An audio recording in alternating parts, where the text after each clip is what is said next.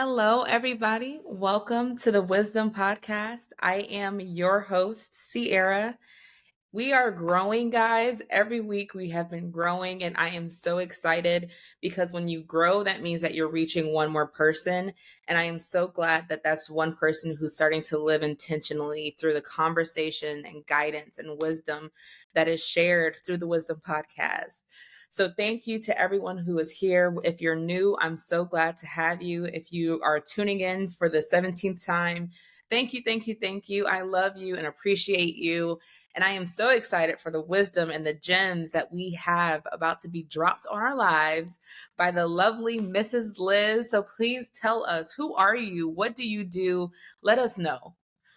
Hey y'all. Okay, so first of all, Sierra, thank you for having me. I'm excited about So this. honored. So honored. I'm excited. I am Liz Gilliam. I am the founder and lead consultant of E616 Consulting, which is a personal strategy firm focusing specifically on Black women. Yes. Our focus is to make sure that Black women have support through personal and professional transitions. If I sound a little stuffy, I'm just getting over the flu, so bear with me, y'all. You look great. You look great. Thank you. But yeah, so our focus started off as an education consulting firm. I've got a background in education and a foreground in Marvel. I have an encyclopedic knowledge of Marvel. So wait. Let me ask you, who is your favorite Avenger and why is it Iron Man? Oh. Let me know. Why is it the Tony Stark? Why is he your favorite? He's not. Okay, so who is your favorite? Cap. I'm a Oh Cap. my God. You sound like my husband. Stop You it. sound like my husband. You sound like my husband. So that's the dynamic between husband and wife. One is Cap, one is Iron Man. Yes, Civil War all the way. all the way. As you can see, my son actually for my birthday this year got me this poster of Bucky. I love that. And it's really cool because once you zoom in, it's the entire script written out. Like that's all words. Just no way. It's really cool. I was really excited because Winter Soldier is my favorite of the MCU films. Yeah. And yeah. I don't know how he did that, but he did. He found it. It's fantastic. That is so dope. I love Cap, and I also love Wanda, and I've got her tiara here. So, Wanda is that girl. Wanda is that girl. Don't play with her. Don't. I accept no Wanda slander. I accept none of it.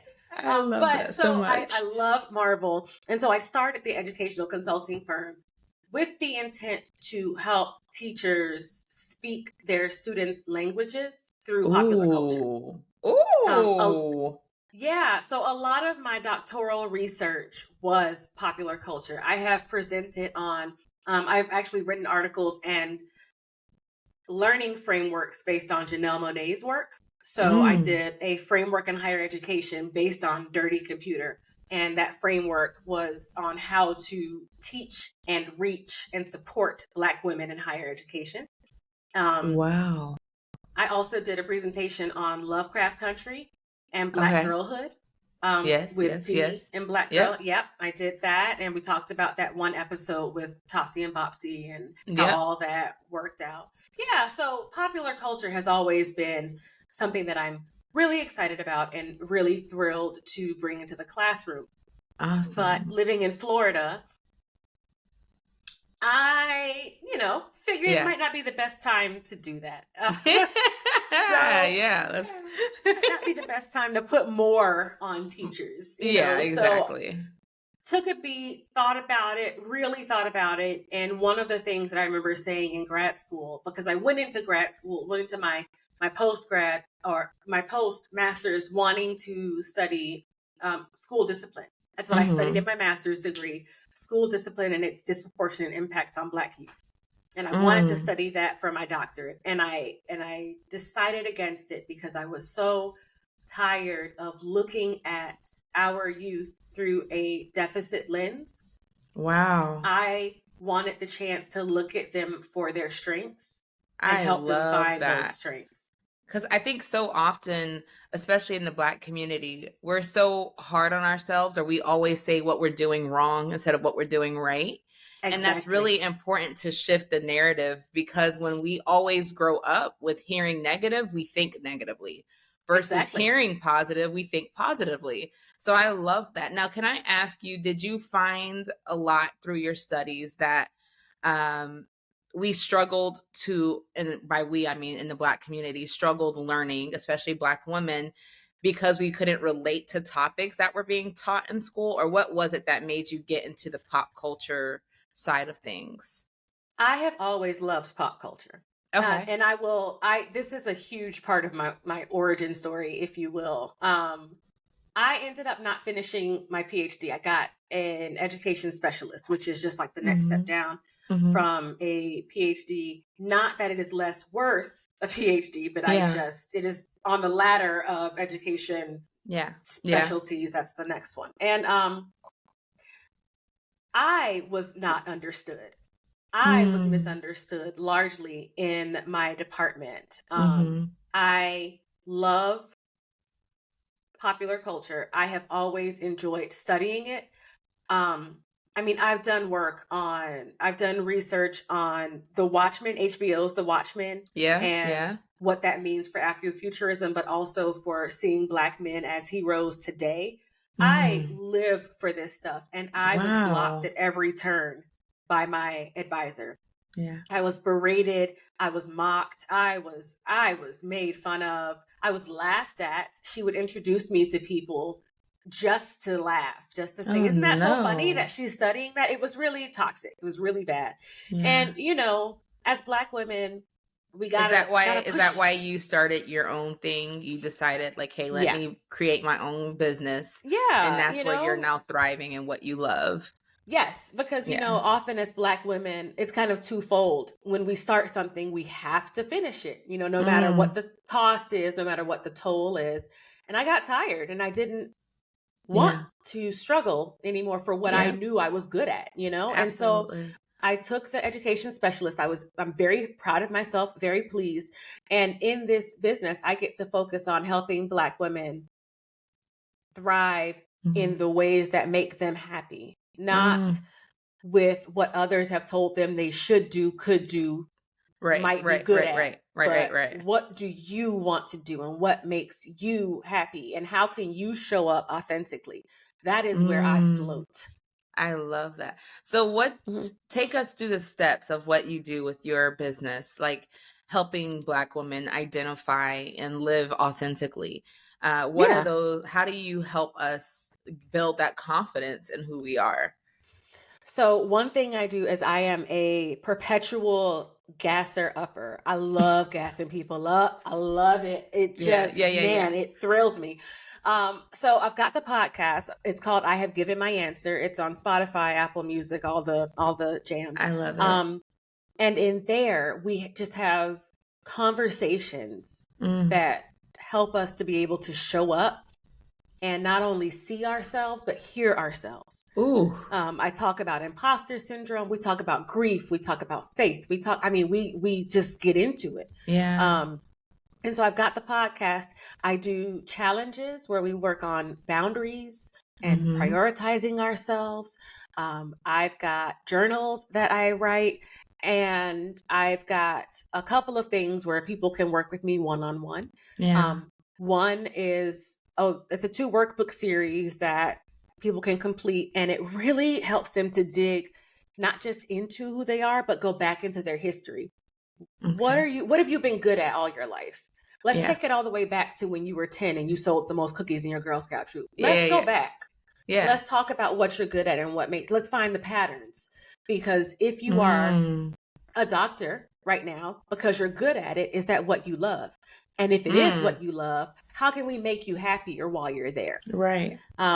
Because I think so often we focus on doing that we don't focus on the on being content and being Being. I was like, that's happy. the being. Yeah. Yeah. It's always The doing and never being being. there. Right. Right. Right. And so maybe you're in marketing, but you don't like the selling part, but maybe you love to write. So what do we need to do to get you back to where you love and still Mm. where you can thrive. So Yeah. looking at all that stuff, because a lot of times, one thing I did learn in my research is that in the Black community and in a lot of other minoritized communities, Yeah. we don't have the luxury to go to school to study philosophy or things like that. We have to get the degree that's going to get us the job in as Yeah. little time as possible because we have to help out back home.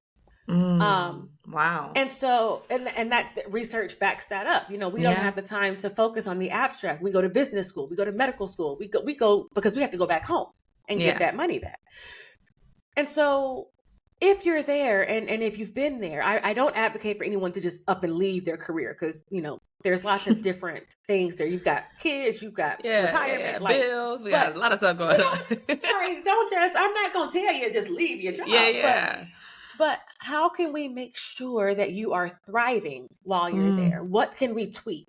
And so that's the one thing that I do. I give um, clients choose that. They decide to do that. They get their two workbooks. They have a month to just sit and work on it, find Yeah. out where they float. And then we talk for an hour and I kind of pull it out of them because I've got that social work background. And I talk Yeah. with them and I give them that space where nothing is taboo and nothing is weird and nothing is going to get you laughed out of the room. What do you want to talk about? Mm. You like picking flowers, girl? Let's talk about it. Let's Mm-hmm. talk about that. Mm. The other thing is I've got one-on-one coaching, and that usually goes in 6-month increments where we work on different things, Mm. like boundaries, like prioritizing, like goal setting. Um, and so I have two different ways that I can work with people individually, but I've got a lot of content out there that really just focuses on Black women wherever Yeah. they are, Yeah. however they can, however they can be seen. I want us to be seen. That's what I Right. want. And I Yeah. love that you said that you work with Black women, especially to those like transformational areas where they're going through things or it's a big difference. What have you noticed that we struggle with the most, or why it's so hard to vocalize our wants? Because I think very often Black women lose their identity in their role. And that's a lot of, Yeah. it's not just Black women, that can be white, you can be Hispanic, whatever it is. But I do know there's this sense of responsibility that falls on Black women a lot younger than most races. And Absolutely. we start taking on all of these titles at a young age. And now I'm a mother and a wife, and I don't know who I am. So, Yeah. what are some things like, or even personally for yourself, if we can remove it from the coaching, like, how was Sure. that for you when you were going through that transformational or like that time where you were transitioning? So it's been a struggle for me. It's been a struggle. And Okay. the biggest, a lot of what I did growing up, and I know that you mentioned earlier this could be for any race, but right now, specifically talking about Black We're women and the Black. Yeah. pressures Yeah. Yes. that we Yes. Yes. have, uh, I had a mother who had very high expectations, a grandmother who had very high expectations. Mm. And I was the last grandchild. So Okay. I had to make Live sure that up. I had to make it all up for everybody else, Yeah. right? I come from a family of teachers. We're all teachers. My Wow. dad, my sister's husband, my aunts, they're all teachers. And I wanted to be a teacher. I Yeah. wanted to be a band director. And my mom was like, no, no, no. You are going to be different. And you should go be a doctor. I was never good at science. Right. Ever. But I Yeah. did it because I wanted mom to be proud of me, right? Yes. And and then I ended up graduating with the degree in chemistry and deciding to go be a teacher anyway. And, Okay. But so much of what I did in my early years was either to make her proud or to build up my name. There was very little done in the way of permanence in terms of building up myself. And so when my son was born, I was teaching. Yes. When I was pregnant with him. And then he was born over the summer. And we decided that I would stay at home because daycare is ridiculous. Yeah. So we absolutely. were like, why would you go back to work if your entire paycheck is just going to go there? You might as well just stay home. I agree. So I stayed home for the first couple of years. And I ended up having an identity crisis. Wow. And I had to go to therapy. I've been going to therapy. I believe in therapy. I'm a social worker. Well, now I am, but I ended up having to go to therapy because I did not know who I was or what I was supposed to do without work, without my name on a desk, without anything. I got this kid here who I don't even know. I don't know this kid. Like, Yep. Yeah, no, let's be real. Let's be real. That's the reality of it sometimes. Or even like we tie our purpose. And I talk about this so often because when I was younger, I felt like I had no purpose in the world because I tied it to an occupation. And it's not the occupation that is your purpose. It's what do I bring into the world through my occupation, through my children, through your purpose is in you. It's not a job title. And it took me a while to learn that up until recently, really. So in your identity crisis, which are you still doing therapy now? I'm doing therapy for other stuff now. Like that's we're in maintenance therapy now, you know, because my son's 11 now, so we're in maintenance therapy now. But I remember when he turned 3, I decided I wanted to go back to school. And I'm a Virgo, and I'm a very methodical person. I have ADHD. And me too. I've got to schedule things out if they're going to get done. If not, or that used to be me. Now I've worked around it, right? But I remember I got some butcher paper, just the big rolls of paper that you roll out. I rolled that out. I will never forget it. And I sat on my floor and I set out my schedule for the days. And I said, wife, mom, student. And I set up my days in 6. I could do this. I could do that. I could do this. I could do this. I could do this. And my best friend looked at me and she looked at the schedule. She looked at me and she's like, I see. Where are you? Right. Exactly. Where are you? When do you have time to be a person? And I was like, first of all, you too loud. Yeah. Calm down. Turn it down a little bit. First of all, you too loud. I don't like your tone.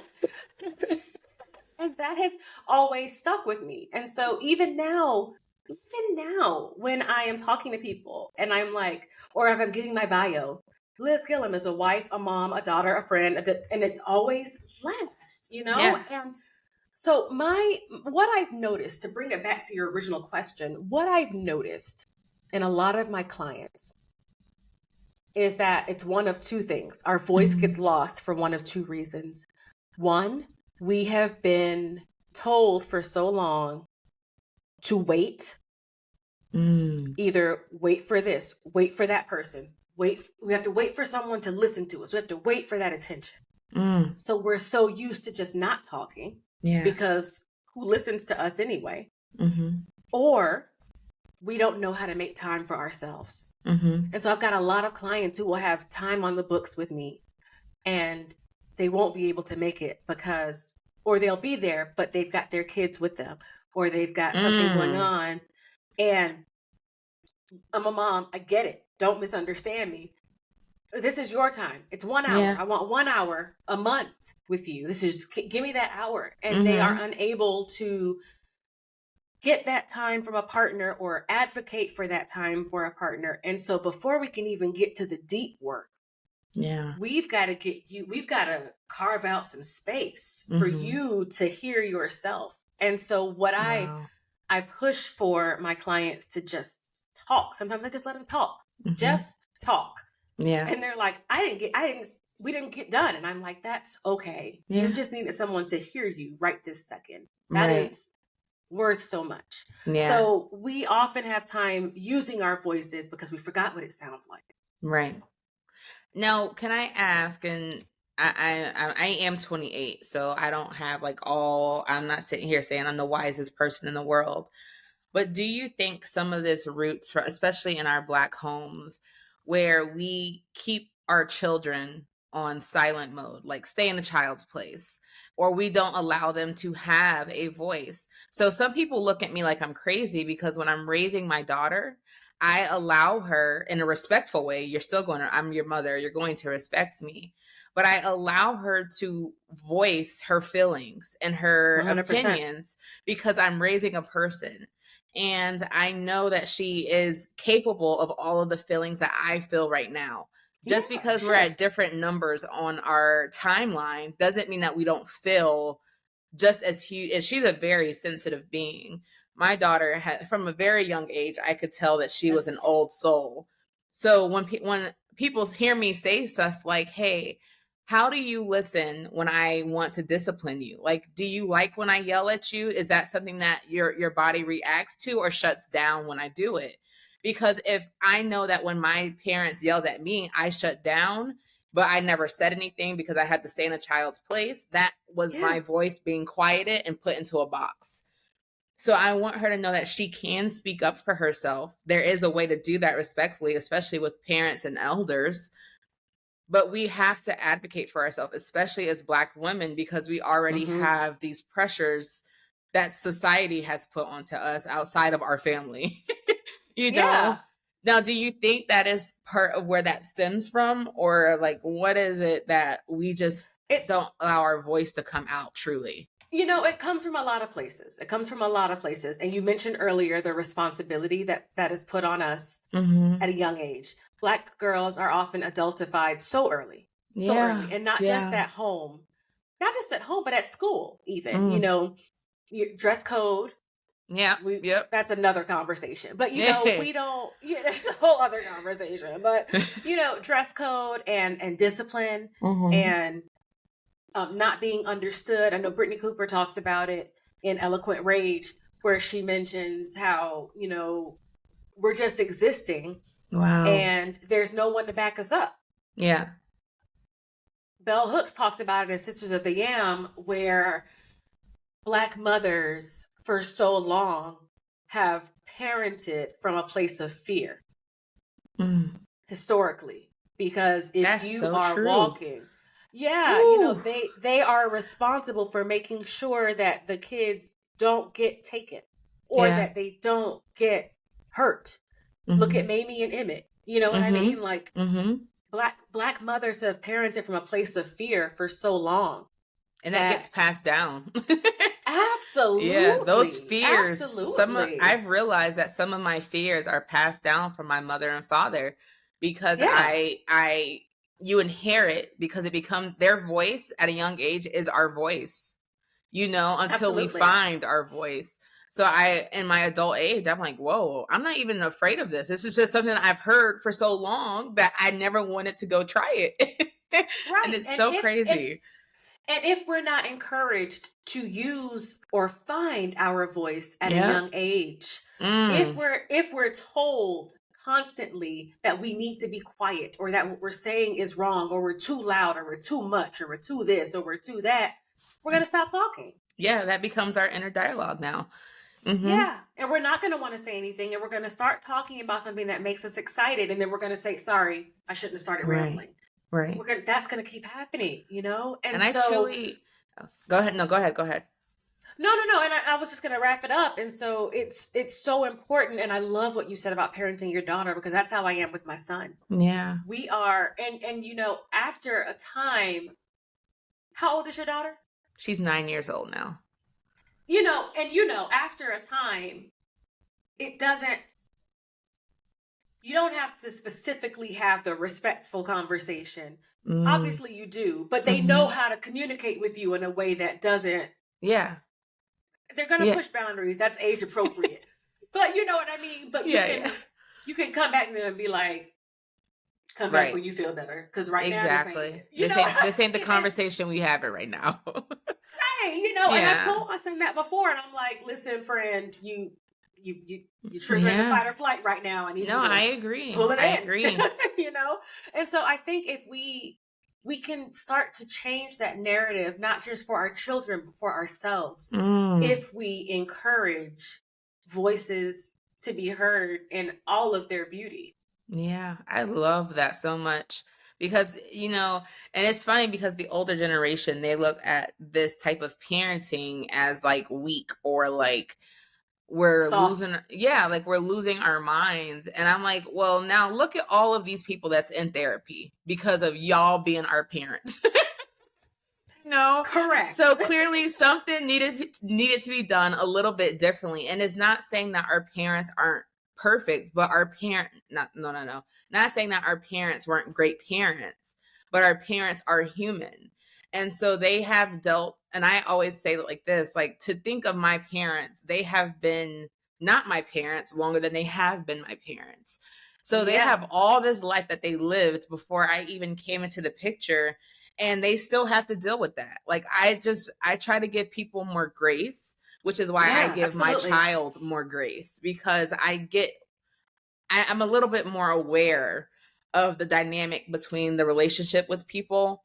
And it's not Mm-hmm. just mom and daughter, it's Sierra and Jordan. Like, she's going to Yes. grow up and now she has to deal with everything that I've put onto her. So maybe if I take from what I've been learning through other parents and myself and my own feelings, like, I'm not going to be perfect. I know she probably going to want to still go to therapy based off of something I said and did.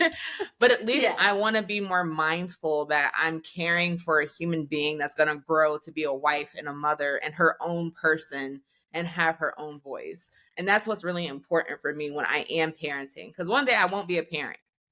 I'm not going Mm-hmm. to be your parent. Correct. Yeah, I'm not Correct. going to be your parent anymore. Like, it Yes. stops at a certain point, and now I'm Right. more of like a counselor, or I can give you advice. But you're making your own way now, baby. I can only set the pace Yeah. for so long. Well, I tell Adam all the time, like I said, he's 11, and I tell him, you are in the out direction of this tunnel. I've Mm, only got you for a certain amount of time, and you're growing with me, and then I'm preparing you to leave. yeah. You know what I mean? Yep. Now, that's not, listeners, I'm not saying he has to get out at 18. That's not I what I'm love that. saying. I love But, that. Thank you. I'm not saying that, but at some point, you are going to, I can no longer be the main teacher in your Yeah. life. Yep. And, back to what you said about giving our parents grace, I think that's so important. Mm-hmm. And I think that giving them that grace also comes with growth on our end. Yeah. But parenting, at the end of the day, many parents want the best for their children. Yeah. We are all working with the tools that we have at our disposal. All right. Our parents were, their parents were, Yeah. they may not have made the best choices, but I can realize the difference between my mother being a single mom, Mm-hmm. working 2 jobs, and then trying to come home and make sure we had homework or make sure we had our homework done and make sure that we Yeah. weren't falling behind in the same educational spaces that she fell behind in so that we could have a future. That's a certain Wow. amount of stress. Whereas my husband works from home. I am a social worker by day, but I've got a consulting firm at night, so I Mm-hmm. can take off when I need to Mm-hmm. be more present for my son. I got a little bit more time to be patient. I got more Yeah. rest. Yeah. You know what I mean? And there's also, we've been to therapy. Our generation has been to therapy. Yeah. They weren't really doing that Therapy, yeah, back therapy then. was taboo for the Black community for a long You time. know, Like, we they looked weren't at, really doing yeah, that. And my yep. mom is a therapist, and she, Wow. and she would we went, and and everything was not perfect in that house, but a lot of communication things that I've got with others, not with her, but with others, I learned from her. But I just think that I also want to, I always credit social media with how well I parent, because I have been able to build a network of not just other parents, but other parents of color who are parenting this way, so it doesn't feel so lonely. Right. Right. And That's that's a important. huge help. That's important. Yeah. Yeah. To know that you have a community that has your back, because when it does Yeah. feel like you're the lone ranger and you're just out here being not, and I don't call myself a gentle parent at all. I wouldn't call myself a gentle parent, but I am I would say more of an open parent, so we can have open Sure. communication, because I want her to be able to feel like, hey, I can run to you when I need you because Yeah. you love me, and it's not coming from a place of judgment. Like, I'm firm in the sense of I am your parent, but I'm open in the sense of you are growing to be your own person. Yeah. And to know that somebody is in that same lane, you're like, whew, okay, I'm not completely Yes. crazy. I thought Right. It's maybe a a huge little help. crazy. Yeah. And my mom also, my mother worked. Her mom worked and worked and worked and worked, and my mom worked and worked and worked, and my sister works and works and works. Yeah. And none of them have had much time for friends and fellowship. I have made friends with, or my friends have kids who are the same age as my son. So he gets socialization, and so do I. Yeah. That helps. You know, there are a lot of tools that we have now. And I think that is how it's supposed to go. As the generations progress, the tools increase and you use them. And absolutely. And I think that's what we're doing. And I think I love seeing free Black children now. Oh my God. It just makes me so happy to see them just be their free selves, loved by their parents. You want to wear your hair like that today? You know what, my exactly. Wear your hair like that. Go with it. Do it. You know, it just, I love it so much. My mom cringes because I don't make my child fold his clothes. And I know some people are probably cringing. He doesn't walk out looking like aluminum foil, so calm down. That's funny. Like, I'm not, like, it's not that bad, but, you know, it was stressing me out to fold my clothes and his clothes and everybody else, and then be in school. Let's be honest. Let's be honest. Yeah, and so I had to realize what battles were important to me. Am I gonna finish this paper for school, or am I gonna fold his clothes? Pick the battle you want to fight. Yes, I had to. So you know what, buddy? I'll take your clothes out of the dryer. Here's your basket. Put them up. Fold them. Don't fold them. I don't care. And when you're out, and if you have not paid attention, and you're like, "Mom, I don't have any socks today," that's it. Put on tennis shoes. Let's go. Right. Natural consequences. I don't even have to fuss. I don't have to say anything, because you are learning now. You are feeling, you are feeling the direct impact of the consequence that absolutely. I don't have to do anything, because what do you want from me? I don't have what you need I don't have it to give you. I can't run the Target at 6:30 in the morning. You got to figure it out, my guy. Yeah. You know, wear some dirty socks. And those. I've told him so many times, just pick them up off the floor. We'll wash them tonight, you know? But like, when you pick the battles that you want to fight, everything doesn't have to be a battle. Everything doesn't have to be a battle. Sometimes we can just go with it. You don't want to, okay, I do fight the jacket fight. I do, as a Florida girl, I fight the jacket fight. You're not finna be cold today. You finna put something on your chest. You're not finna catch a cold. Hey. No. That's so fun. That's that generation passed down a Black one right there. You ain't got no. I am the one. Put that tape cap on my baby. Yes, I am that auntie. Does the baby have something on the baby head? Right. Where's the baby's coat? That's me. I will admit, I am that ma'am. Auntie. Yes. I love that. Yes. So, okay. So now if we can take it back kind of to after the identity crisis for Liz, right? How did Liz identify who she was? Did she have to remove the titles? What was the true like inside of who you are? Can we swear? I'm here. Do we swear? Yeah, go be you authentically. Liz, stop giving a fuck. Hey. That part. I had to. I had to.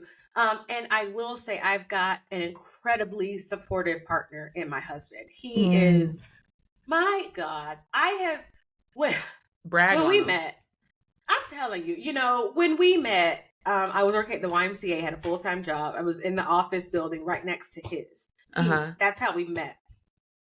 2 months later, this woman at my job had stressed me out to the point of I was in the hospital once a month with panic attacks because of this woman. And like she worked with you? She worked with me. She shared an office with me. Okay. And I, at the time, had been making cakes at home. I had been selling cakes at home, and I found a storefront for a bakery. And I was like, I'm going to open a bakery. I'm quitting my job. Okay. And he was like, cool. Okay. And we were just dating at this point. And he's like, oh, okay. All right. Let's do it. Let's see what happens. He's never had a pet before, nothing. And he kept my dog because I couldn't be home to watch the dog anymore. I was in the shop all day. And that was just the first step. And, you know, then we had our son. And I said, we decided to stay home. He's like, great, let's do that. And then I Yeah. wanted to make cookies because I was getting bored at home. So I made a business decorating cookies. And he's like, great, what do you need? And, Hey, you we sound like me with my ADHD. I'm always like, what's the next listen, hobby I can pick up? Let's make come candles. on, right? And so it's like, I think we have an old table of yours in the bakery. Let's wheel it in the kitchen. So we're Let's wheeling it in the kitchen. So go. I've got stuff all Yeah. over the kitchen. And then I was like, I think I want to go back and finish my master's. Great, let's go. And like Yeah. he's just always been super supportive, always been supportive of me. And I've got to say that's been a huge help to have that silent, but also really loud partner behind me who's like, you got this and you can do this. And he's never wavered in that. And he has given me so much support. He's given me so much support, and it's been really helpful to know that when I stop giving a fuck, if the world laughs at me or if the world says anything, You got him. I got him. I can come home, and that's my sanctuary. And we have in turn made that space for our son. Oh, it is imperative to me that this house be a sanctuary for all who live here. You come in here, the rest of the world is hard enough. You come in here and you can just chill out. And I just got goosebumps by that. And so being able to ensure that my son has that makes it easy for all three of us to live in that space in here. Yeah. And so Liz stopped giving a fuck. And Liz has, there's a tweet that says, I don't have a social media personality. I am genuinely this ridiculous in real life. Right.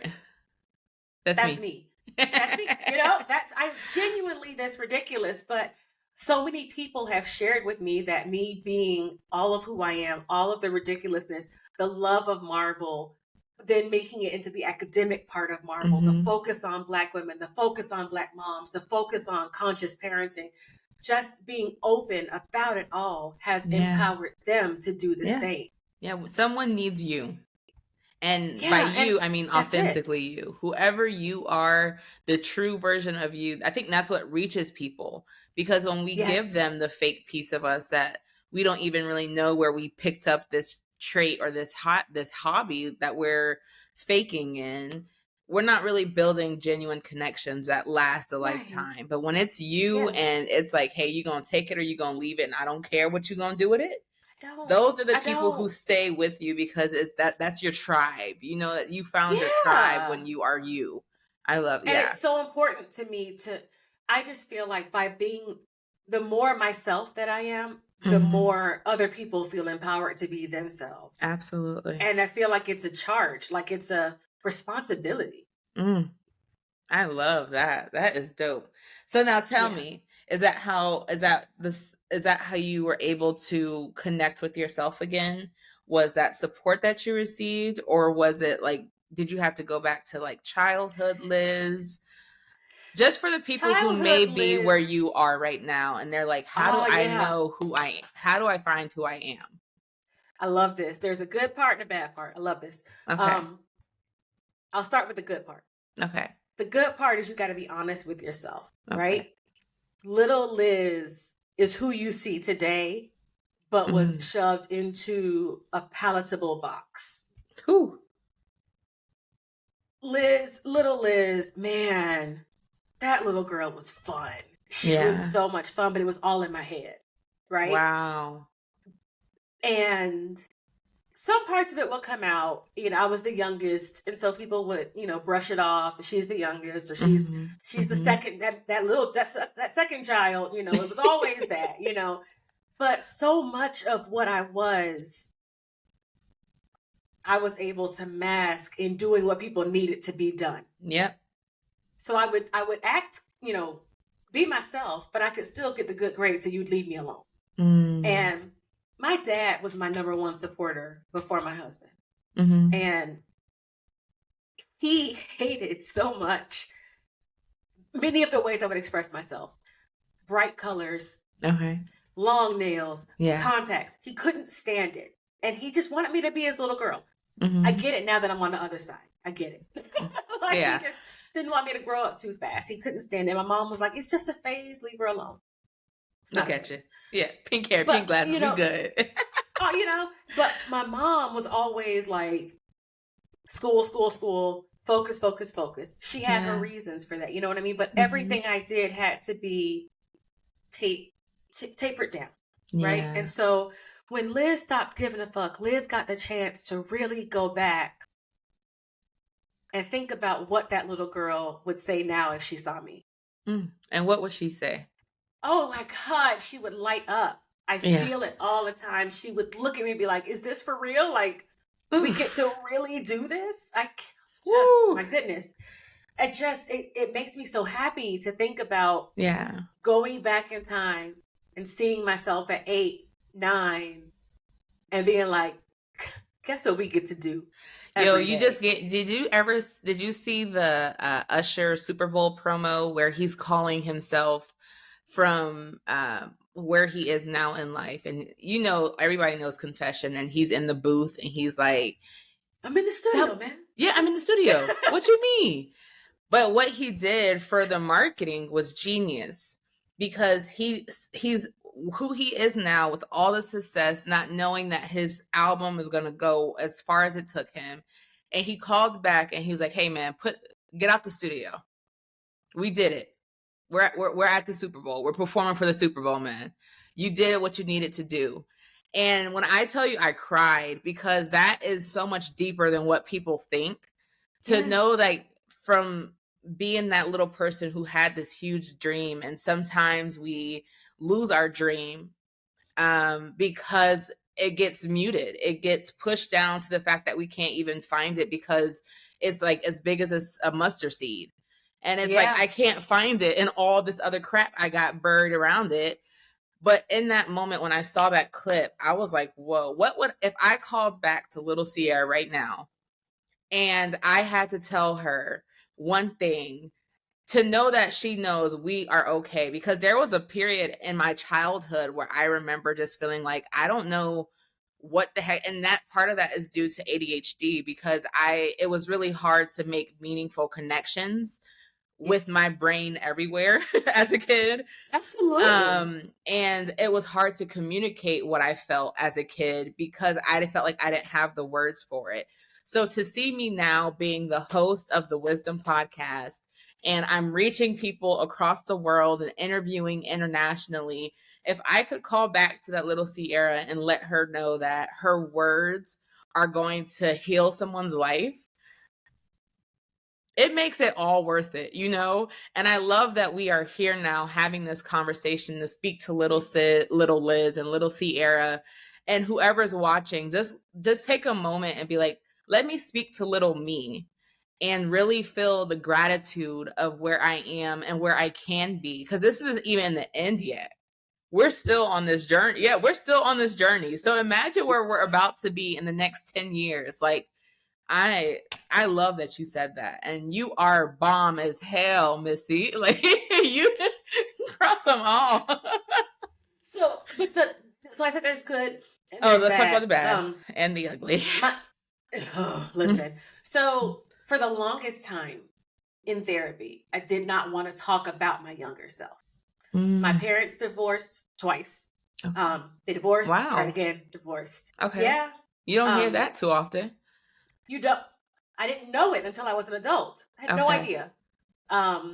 You know, my dad had an alcohol problem. My mom was high achieving, but had to make it work. Yeah. And and so I didn't like to talk.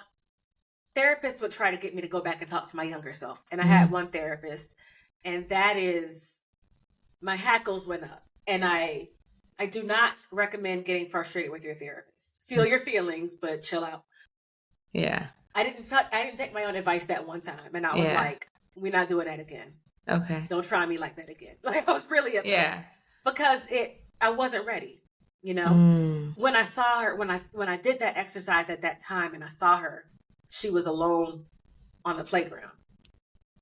And I couldn't bear that. I couldn't. And so, and I didn't want to bear it with somebody else in the room. So I was like, we're not doing that right now. Yeah. Fast forward to my current therapist, who asked me to do that. And she told me ahead of time we were going to do it. She's like, we're going to work up to it, but I want you to find her. I want you to talk to her. And when I found her, she was under the bed, hiding. Ooh. And she said, that's all you have to do. I just want you to see her. You don't have to talk to her right now. We're not going to push it too far. And she said, what I want you to do, though, I want you to go and I want you to find a picture of yourself at a young age. And I found my sixth grade picture. She's like, I want you to find it. I want you to keep it. And if you feel like talking to her, or if you feel like being close to her, just go and lay down by your bed. Ooh. So I would do that a couple times. I would just lay there. I would just lay, and I would look, and I would lay, and I would look. And we talked about a lot of things that I have responses to now that are really her responding. When people yell at me, she clenches up. Yeah. And I had to start talking to her. There's my earring. I had to start talking to her. Okay. I had to say, they're not yelling at you. They're yelling at me, and I can take care of it. I'm going to keep us safe. You're safe.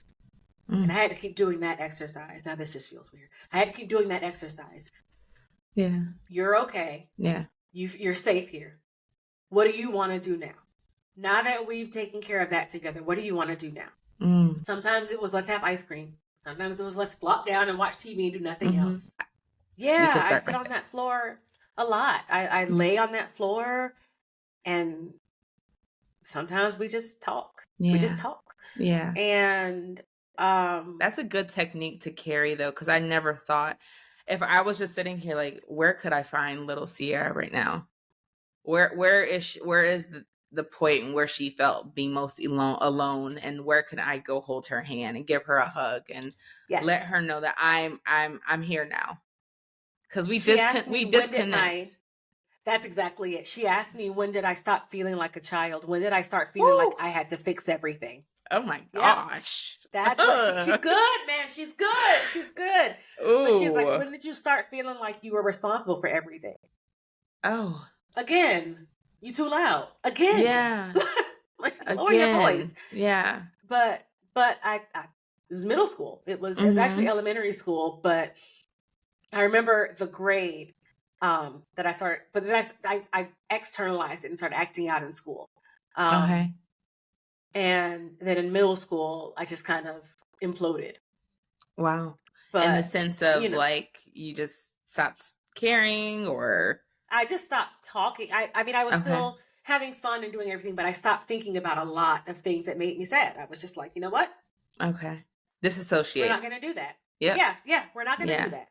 And so I just, in my head or whatnot, I just kind of went under that bed and was like, somebody else will take care of it. Yeah. And then that's when the other Liz came out to take care of it and let her stay, kept her safe. I did that. That's what she told me. She's like, you did that to keep her safe, but you don't have to do it alone anymore. You could bring her back. Ooh. So now we're working on connecting our pieces. Got to connect the bridge, build it back up. Yeah. Because it's important. That's who we truly are. Yes. And I always tell, like, we have this conversation, like, can people change? And we do evolve. But I think there's always this little Sierra, this little Liz, that's the true root of who we are. And when other voices start to come in, and opinions and society pressures and all of those things, we start to conform to those beliefs. And that's what we deem as changes. But if we really connect back to the baby, not the baby, but like when we were able to start being conscious of who we were, that is always still there, I believe. And that's who we truly are, just in a more mature fashion, Absolutely. 100%. Yes. And I was like, I think we just reveal more of ourselves over time as we become comfortable in situations, meaning like, whether we're dating, that first date, I'm giving you white carpet service. You got my gloves on. But by 2 years in, now you know that my breath stinks when I wake up. And sometimes I fart really loud. Yes. But I'm not going to show you that on day one, but that's who I am. I'm just slowly revealing who I am. Or maybe now I'm slowly revealing to myself who I truly am, and we come into that light, and it seems like this huge change. And I think we just reveal over time. And so the funny thing is, my husband and I, when we met, I was coming out of a long-term relationship and he had not been in a relationship in a long time. So when we met, it was not supposed to be anything but a fling. Wow. So we started with no pretense. Yeah. Because we were like, you're not gonna be here for a long time anyway. It's a good time, not a long time. Yeah. You get what you get. And I credit that for our longevity because we came in just warts and all. Like, you get what you get. Yeah. He is 7 years my senior, and he's the same age as my big sister. And so I remember calling her and saying, I don't know how to act. Yeah. You're my big sister. Like, what do I do? Yeah. And she's like, you have to be serious. You cannot crack all the jokes all the time. You have got to, a man that age does not want a jokester. And I was like, okay, good. All right, great. And I was so stifled. Yeah. Like, I was myself, but there were times where I was just stifled. Or he would say something funny and I'd be like, oh my God. Can you even imagine? Don't take me to eat no chicken wings.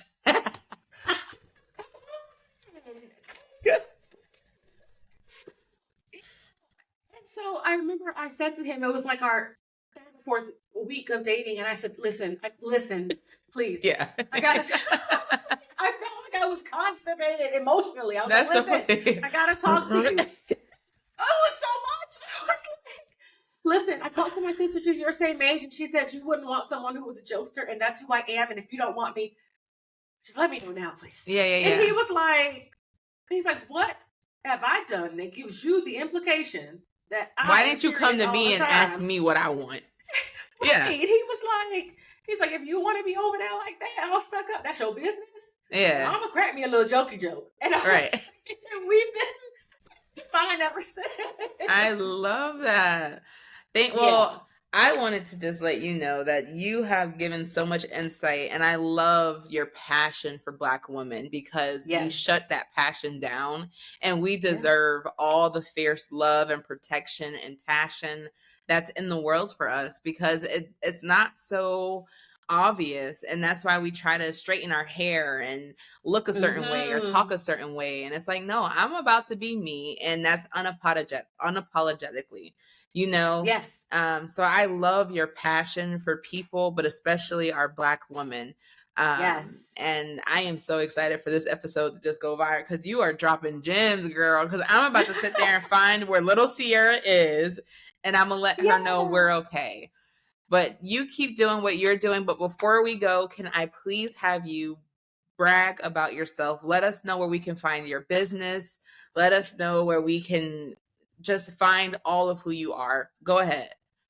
This is the hard part. I tell my clients to do it, and then I'm like, no.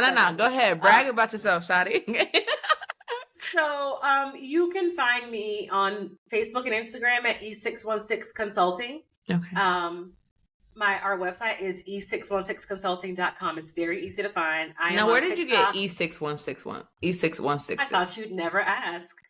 E616 comes from Earth 616 in Marvel, which is yes. I thought you'd never No, you didn't. No, you didn't. I did. And for those who don't know, Earth go ahead. Let them know. Is the Earth that we know where all of our heroes are, where there's Cap, there's Iron Man, there's Hulk. Yep. That's the Earth. And the whole premise of me naming my company that is that we are surrounded by people who are heroes who just need the right push. Woo! And that is why I have this company, because I believe that we can give you that push. That is so dope. And I'm so glad. I saw the email and I was like, what does that mean? And I'm like trying to read it upside down, and what you did, how you tied the pop culture once again into this relatable thing, because people relate to that, and that's what makes you authentically unapologetic, and you are amazing. Like you are just, and I'm so honored that you came here and that you are sharing your knowledge and your voice. And I know that you've touched at least one person with your wisdom because you touched me. So thank you. And I am so excited to come on your podcast because I said what I said. Yes, I have given my answer. Oh, I didn't mention that. So my Yes. podcast is called I Have Given My Answer. Our first season is out. It's fully wrapped. It started in February and it wrapped up this summer. We're starting the second season sometime very soon. Yes. There's going to be another teaser episode that comes out next week. Yeah. So I am really excited about that. And if you're a Black woman, and even if you don't know if you want coaching or you don't want to talk, just reach out to me. Reach out. I love us. Yes. And if you just want somewhere to come, if you just want somewhere to come and chat and be like, I don't know what's going on. Yeah. Listen, my team's going to be pretty irritated with me for taking on people just to chat with. They're like, we got to get paid. Yeah. But just come and talk to me. I just feel like we need that safe space. That. So just come talk to me. I'll deal with them. You come talk to me. So E616 Consulting on Facebook, Instagram. I'm a little less polished on TikTok. It's It's EG616 on TikTok. It's absurd. And then, E616consulting.com. Just talk to us. Yes. Awesome. Well, thank you, Liz. Thank you for sharing your light. And I'll see y'all next time. All right. Thanks for tuning in. Bye.